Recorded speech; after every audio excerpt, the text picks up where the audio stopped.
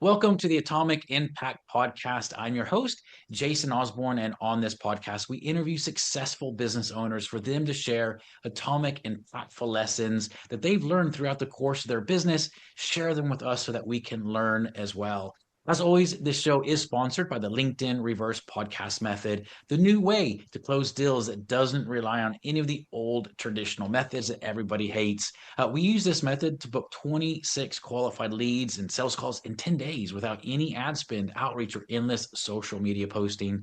To find out more, direct message me on LinkedIn to have a chat. That's Jason A. Osborn. The link to that will be in the show notes below. But on today's show, our special guest is Emma Olmi. She is the owner of Enhancing Lives, where she is providing high performance and leadership coaching. So, Emma, thanks so much for being on the show. And I want to ask you a question that I always love to ask to start off with, which is this.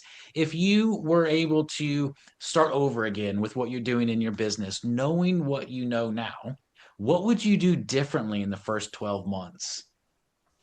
Well, first of all, thank you so much for the invite, Jason. It's a pleasure to Yeah. be here. That's such a good question. And I do think about that. I think we all have this little like, oh, those like butterfly effect moments where I was like, what I would do differently. And to me, it's obvious. And I think a lot of entrepreneurs feel the same way. But in my case, I've always been very perfectionist, like very much so. And perfectionism definitely delayed momentum to me. I feel like I should have started sooner. I spent a lot of time trying to make everything perfect, whether it was the message, the certifications, the websites, and the branding. And I do wonder now, you know, if that was some sort of fear as well. Mm, It's like, what was really happening? Why I was so, I'm talking about like years, like, I mean, everything had to be top notch.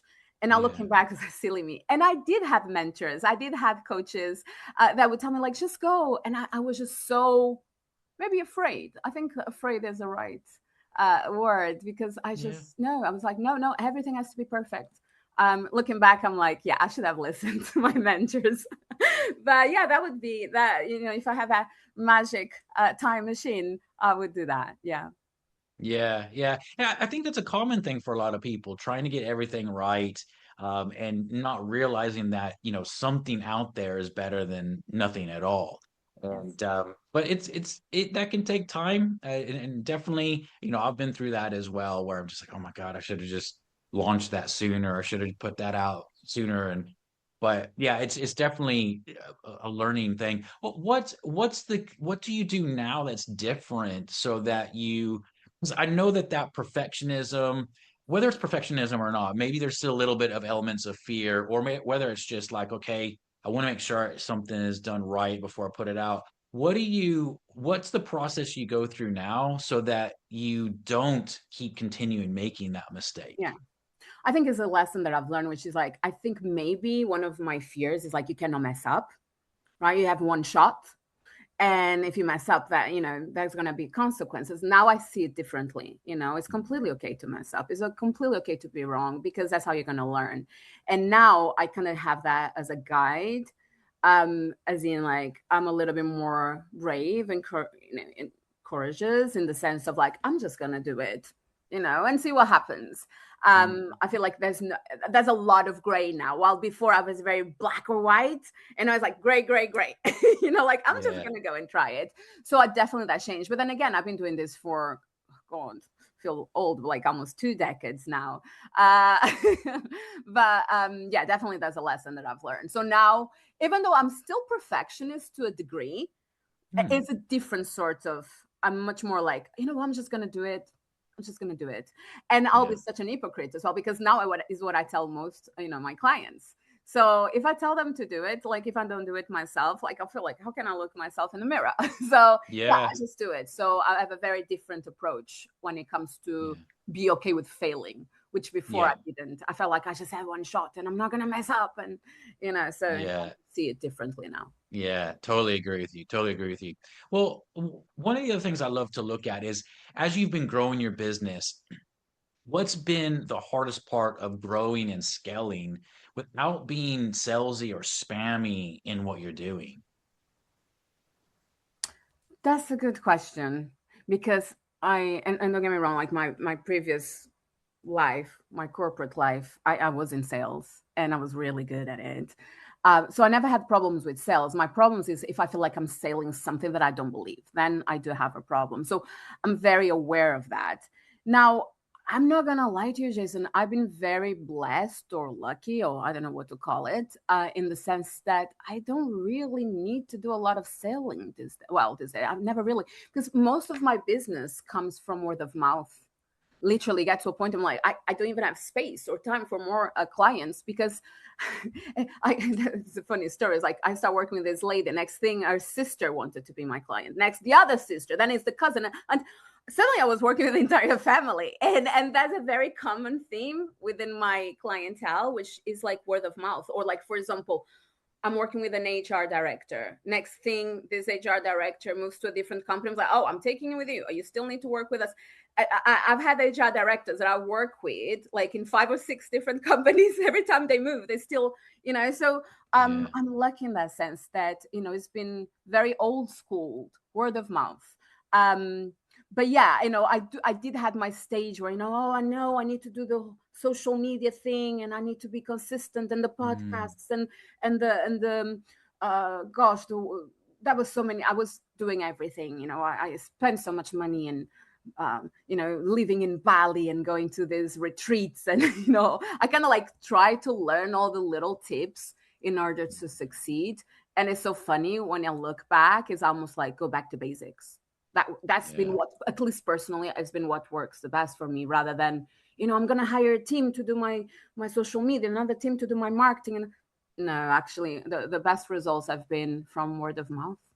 So Yeah. kind of lucky in that sense, I'd say. Yeah, Yeah. which is interesting because it kind of reading in between the lines, it feels like the relationship you're building with people is what's really helped you, which is another question I love to ask. It's like, what's the thing that like what's one thing you changed in how you build relationships that made growing, selling, bringing on clients? What's the one thing in the relationships that you changed to make that all feel easier for you? I wouldn't say it's changed because it's always been kind of there, but it's definitely the integrity, and I take it so very serious.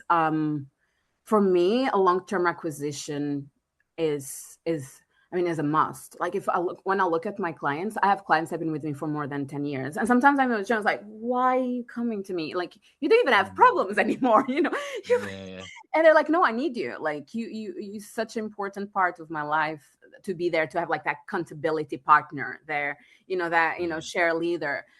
Is interesting. But yeah, I'm very serious about I feel like there's a lot of people in the industry using shortcuts, if you know what I mean. And there's nothing wrong with shortcuts unless and it not being it don't have integrity. So for me, I think shortcuts, they attract short-term clients while I want long-term transformations. And that's why, once again, I've been with people for over a decade, working with me consistently, like, so I really take it serious. So I would never advertise or try to sell something that I don't believe myself. yeah, That's the key to me. Like that yeah, literally is like the CERN, the foundation of my business. yeah.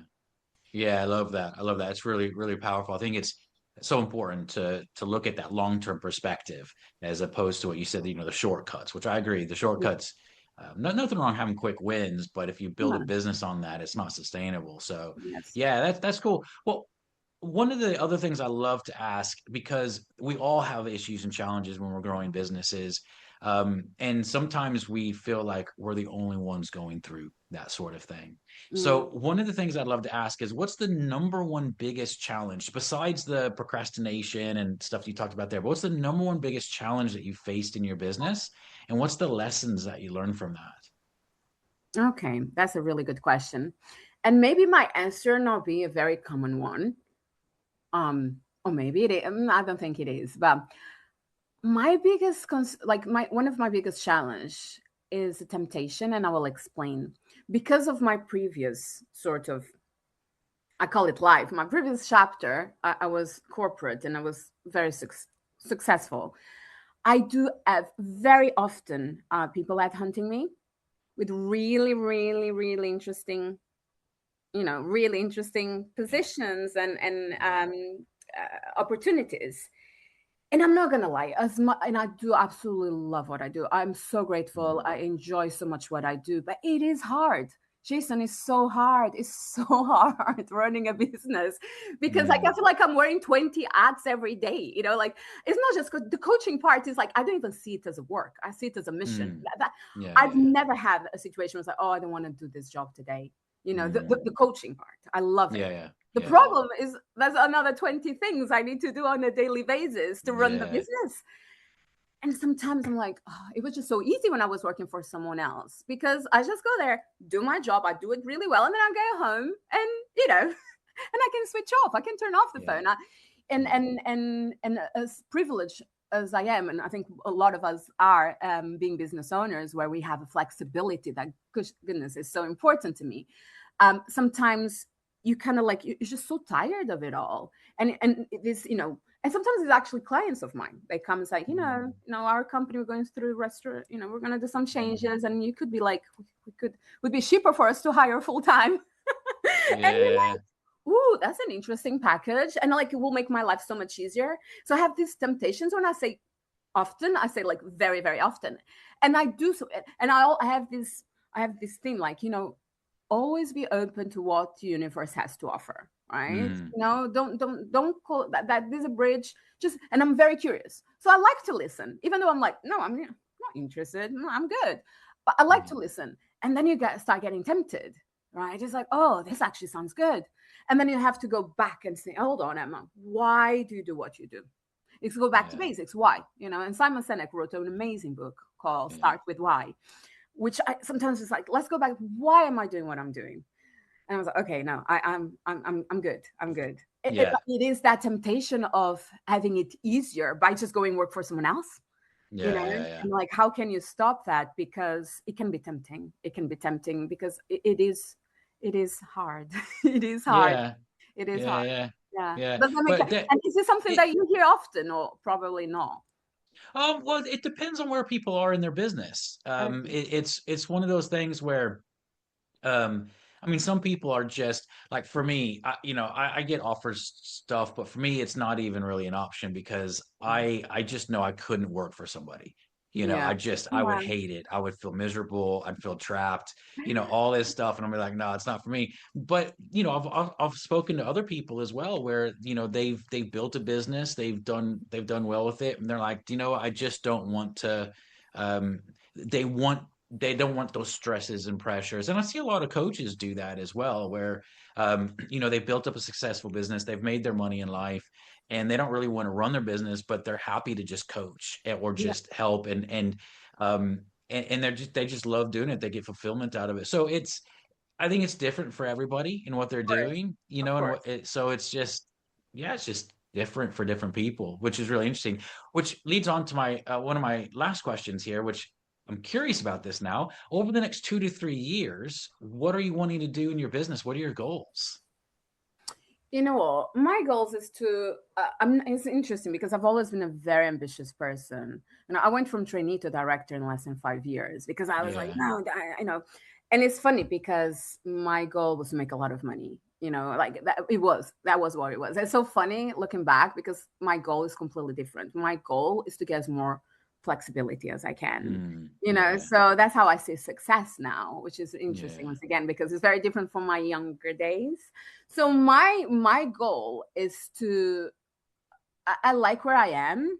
I just want to work smarter rather than work harder, which I've been really good at, but I want to go the next level. Does that make sense? Yeah. So I Yeah. want Yeah. to yeah, and I'm using different techniques and hiring people and etc. But it's just I want to have more flexibility, because Yeah. that's still a lot of like 2 a.m. nights for me, which Yeah. I don't Oh, yeah. mind, but I wanna push back that. So I Yeah. just Sure. wanna, funnily enough, instead of looking at numbers, I'm looking like how much more time I can save, how much more Yeah. trips I can take with my child.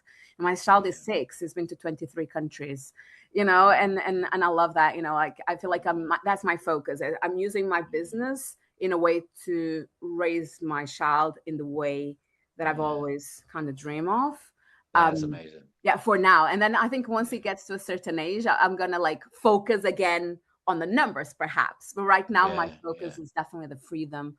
And yeah, and I want to continue to have that. That's amazing. Yeah. I love that. I love that. I love that.